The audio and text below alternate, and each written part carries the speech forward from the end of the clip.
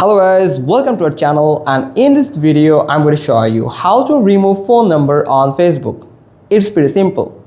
First, you have to open your Facebook application on your device. Now you will find a three horizontal line option at the bottom right corner. Click on it.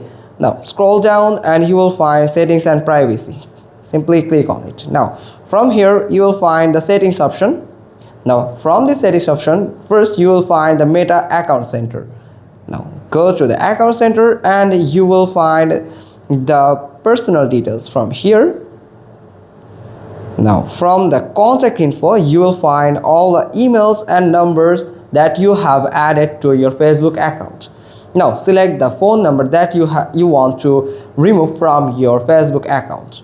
Now here you will clearly see that delete number option is available in this section. You can click on this delete number option to delete the number from your Facebook account. Now you can read the instruction, then simply click on the delete button here to confirm the deletion of your number from your Facebook account. That's how you can remove a phone number on Facebook. Hope you found this video helpful. If so, then give us a thumbs up. Don't forget to subscribe our channel, click on the bell icon, and we will get back to you soon with another informative video. Thanks for watching. Till next time.